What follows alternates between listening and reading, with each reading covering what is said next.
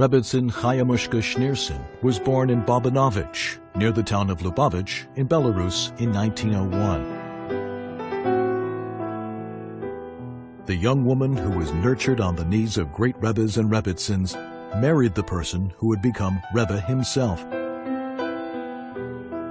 As people began to take note of the reserved young man who had been appointed to lead Lubavitch's central organizations, his wife continually tried to conceal her regal bearing.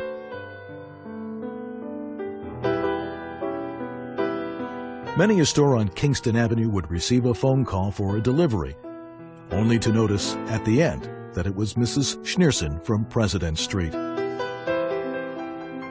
In 1950, her father passed away, and the mantle of leadership transferred to her husband.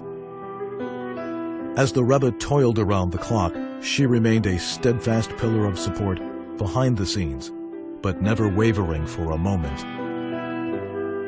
For decades on end, as the world came knocking on his door, demanding more and more of his time and attention, the Rebbetzins stood in the wings, supporting, and wherever possible, assisting.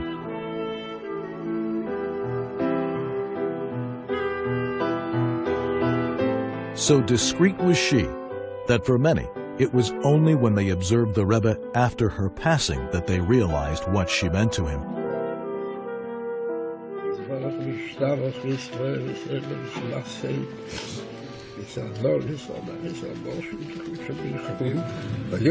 From that day in 1988, on his visits to the resting place of his father-in-law, the Rebbe would often spend a few moments in prayer at her resting place as well.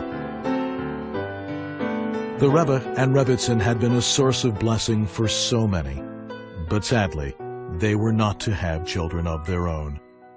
A young boy once visited the Rebbetzins' home and naively asked her, "Rebbetzin, where are your children?"